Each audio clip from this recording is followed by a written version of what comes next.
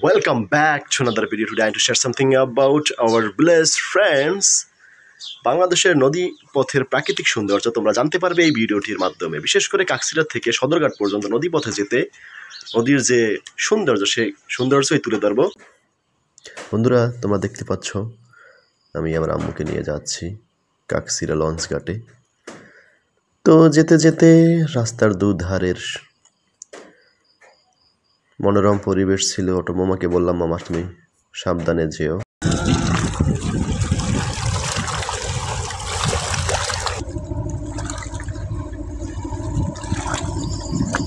বন্ধুরা পরন্ত বিকেলের সূর্যের আলো নদীতে মিশে গলিত স্বর্ণ হয়ে গেছে এবং লঞ্চের ভিতরে ঢুকে দেখো বন্ধুরা সবাই ক্লান্ত শরীরে শুয়ে আছে। এটা হলো কেবিন এবং যেহেতু সাত সকাল তাই লাইটগুলো অফ করা আছে। অনেকগুলো জাহাজের সাথে আমাদের জাহাজটি পাশাপাশি দাঁড়িয়ে আছে। বন্ধুরা দেখো জাহাজে জাহাজে সংঘর্ষ হয়েছে। ইমিডিয়েটলি বন্ধুরা আমার এখন নিচে যাওয়া উচিত। বন্ধুরা চাঁদপুর থেকে যাত্রী ওঠার পরে আমি ইমিডিয়েটলি নিচে যাচ্ছিলাম, কারণ কেবিনে আম্মু একা, আমাদের কেবিনটা ছিল নিচে। তো কোনো কারণবশত আবার উপরে চলে এসেছিলাম। এখানে তোমাদেরকে দেখানোর চেষ্টা করছি যে এটা লাইট দিক নির্দেশক ফোকাস লাইট। এটা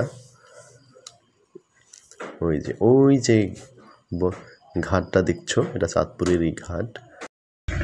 দেখো বন্ধুরা স্থলে কি আছে। আমি লাস্ট প্রায় 6-7 ঘন্টা জার্নি করে যেটা বুঝলাম, ঘুমিয়েছি খুব কমই। দেখো যদি বলি স্থলে কি আছে, তার চেয়ে শতগুণ আছে সমুদ্রে। দেখো বন্ধুরা যদি এদিকটাই দেখানোর চেষ্টা করি তোমাদের বন্ধুরা, দেখো যেদিকে চোখ যায় শুধু ধূ একদম, যার কোনো শেষ নেই। এটাই নদীর সৌন্দর্য। বন্ধুরা আমার প্রায় 2 থেকে 2.5 বছর হয়ে গেছে আমি নদীপথে যাতায়াত করি না। এটা সত্য যে আমার বাড়ি দক্ষিণ অঞ্চলে বাংলাদেশের। আমার যাতায়াত বেশিরভাগই নদীপথে করাটা সম্ভাবনা বেশি, কিন্তু আমি করি না, কারণ ইউনিভার্সিটি থেকে বাড়িতে আসা যাওয়া ছুটি কম। তো শর্টকাট সময়ের জন্য আমাকে বাসে যেতে হয়। কিন্তু এবার যেহেতু আম্মুকে নিয়ে এসেছি, উনি এতটাই অসুস্থ যে বাসে আসতে পারবে না, এজন্য লঞ্চে আসা। একটি বিষয় লক্ষণীয় বন্ধুরা যে আগের মতো লঞ্চে যাত্রী নেই। আগে এতটাই যাত্রী ছিল যে কেবিনের সামনে থেকে বের হওয়া যেত না। কেবিনের সামনেও মানুষ বিছনা পেতে শুয়ে থাকতো এবং অনেক গাদাগাদি ছিল। সেটা এখন আর নেই, কারণ যোগাযোগ ব্যবস্থা বাংলাদেশের আগের তুলনায় আপনারা জেনে থাকবেন অনেক উন্নত হয়েছে। কিন্তু যারা বিছনা পেতে থাকতো তাদের ভাড়া বেড়েছে। আগে তাদের ভাড়া ছিল 200-250, কিন্তু এখন তাদের ভাড়া 500 করে নিচ্ছে, 508 টাকা করে। এটা সরকার নির্ধারিত নাকি ভাড়া। তো তারপরেও মানুষের যেহেতু জীবনযাত্রার মান না বাড়লেও টাকার মান যেহেতু কমেছে, সেদিক থেকে ঠিক আছে। এছাড়া লঞ্চের যে নান্দনিকতা, যে কারুকাজ, যে সৌন্দর্য, এই যে তোমাদেরকে আমি উপরতলায় এসে দেখানোর চেষ্টা করছি। দেখো কি সুন্দর ডিজাইন, এবং এগুলোর ভিতরে তো একটি খরচা আছে। রাতারাতি তো এগুলো ধ্বংস করে দেয়া যায় না। তো সেক্ষেত্রে ঠিক আছে ভাড়া। দেখো কত সুন্দর কারুকাজ, ডিজাইন। আর এর সাথে যদি নৌকা ভ্রমণ কেউ উপভোগ করতে চায় তাহলে ঠিক আছে।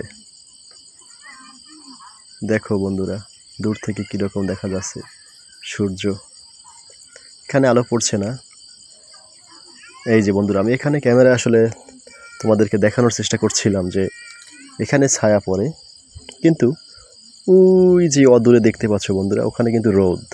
মানে মেঘের আড়ালের কারণে এখানে ছায়া, কিন্তু সামনে রোদ। এক অদ্ভুত সুন্দর, অদ্ভুত সৌন্দর্য। প্রকৃতির সৌন্দর্য আমাদেরকে খুঁজে নিতে হলে সেই রকম মন দরকার, যারা সৌন্দর্য খোঁজে, সুন্দর পিপাসু। দেখো বন্ধুরা, কত পণ্যবাহী জাহাজ, ছোট বড় নৌকা, মাছ ধরার নৌকা, সব মিলিয়ে একটি মুগ্ধতা ছড়াচ্ছে সমুদ্র তার। তোমার নাম কি?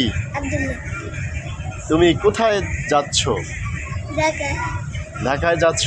এই যে এত সুন্দর নদী, তোমার কাছে কেমন লাগছে? আসলে ভালোটা কেমন, বেশি ভালো না কম ভালো? বেশি ভালো। এই যে পাখিগুলো পড়ে আছে, মাছ ধরছে, পানির উপরে ভেসে আছে পাখিগুলো, এগুলো দেখতে তোমার কাছে কেমন লাগছে?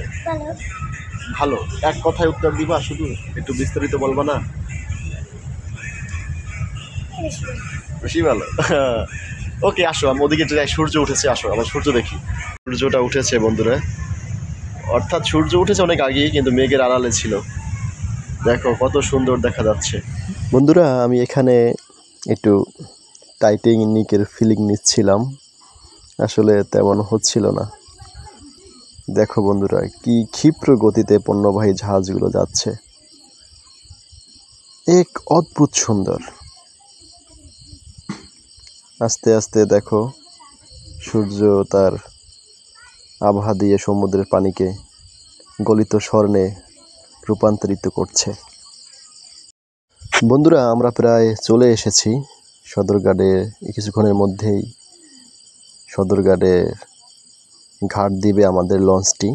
এই দেখো বুড়িগঙ্গার কি অদ্ভুত পচা গন্ধযুক্ত পানি, যেটা আমাকে খুবই কষ্ট দিয়েছে। আমি সহ্য করতে পারছিলাম না, এতটাই গন্ধ ছিল বুড়িগঙ্গার সেই পানি।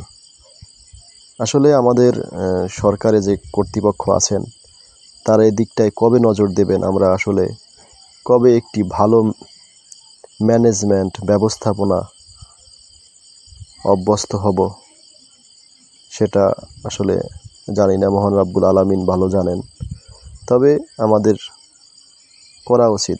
সেই দিন হয়তো বেশি দূরে নেই যখন আমরা সঠিক ব্যবস্থাপনায় অভ্যস্ত হব। দেখো বন্ধুরা, আমি লঞ্চ থেকে নেমে গিয়েছি, আমার আম্মু পিছনে।